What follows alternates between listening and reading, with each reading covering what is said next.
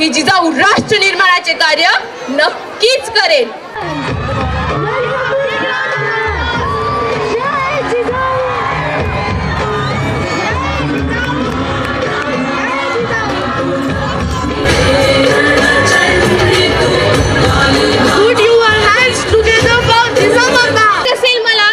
होय, मी तीच शिवबाची आऊसाहेब, अवघ्या राज्याची राजमाता, राष्ट्रमाता म्हणून जिचा तुम्ही गौरव करता, मी तीच जिजाऊ म्हणजे जिजामाता.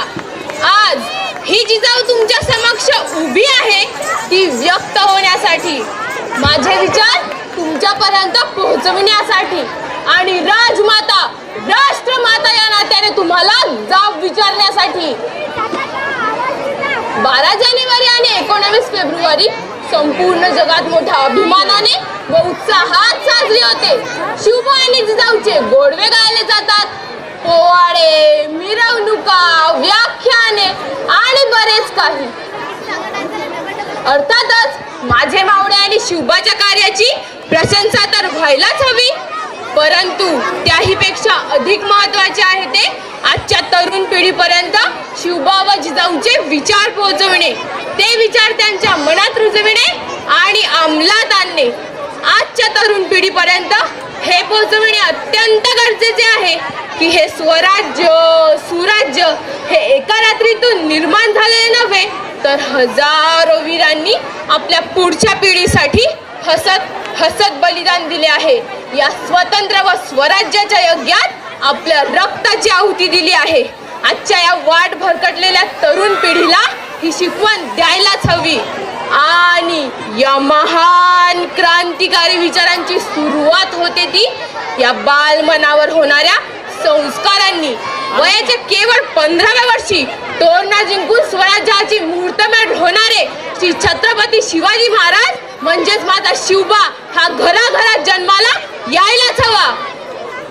महाराज साहेब म्हणजे शहाजीराजे यांना मिळालेली जागीर हे बेचिराख उद्ध्वस्त झालेले पुणे, त्या बेचिराख शहरापासून 400हून अधिक गडकोट्यांचे हे राज्य म्हणजे धरित्रीवरील प्रत्येकासाठी केवळ आदर्शच, आणि हा आदर्श घडविण्याचे, निर्माण करण्याचे हे कार्य एका स्त्रीशिवाय, एका आईशिवाय अशक्यच. हे राज्य, हा देश सर्वतोपरी बलशाली करण्याचे सामर्थ्य हे एका स्त्रीमध्ये आणि ती देऊ शकणाऱ्या संस्कारांमध्ये आहे. आपल्या भारत भूमीला अतिशय गौरवशाली व वैभवशाली इतिहास लाभला आहे आणि या इतिहासाच्या प्रत्येक काळात, प्रत्येक टप्प्यात आईने घडवलेल्या संस्कारांची क्रांती आपल्याला दिसेल. राजकुमार राम ते पूजनीय राजा राम हा यशस्वी प्रवास असो की एक नटखट बालक ते समग्र विश्वाला भगवद्गीता देणारे श्री कृष्ण असो, हे सर्व शक्य झाले आहे ते केवळ एका स्त्रीमुळे, एका आईमुळे. आणि एक स्त्री तिच्या संस्कारांनी किती मोठी क्रांती घडवून आणू शकते याचे सर्वात उत्तम उदाहरण म्हणजे जिजाऊचा शिवबा ते समग्र विश्वाचे आदर्श श्री छत्रपती शिवाजी महाराज हा विलक्षण प्रवास. आजच्या या वाट भरकटलेल्या, वाट चुकलेल्या समाजाला, तरुणाईला गरज आहे ती या संस्कारांची व आदर्शांची. आणि आज इतिहासातून येऊन या जिजाऊला तुमच्या समक्ष बोलण्याची गरज पडली आहे. ती केवळ याच संवेदनशीलता गमावलेल्या समाजामुळे. एका सुंदर मुघल स्त्रीला जेव्हा दरबारात हजर केले गेले तेव्हा महाराज तिला बघून म्हणतात की अशीच आमची आई असती सुंदर रूपवती, आम्हीही सुंदर झालो असतो.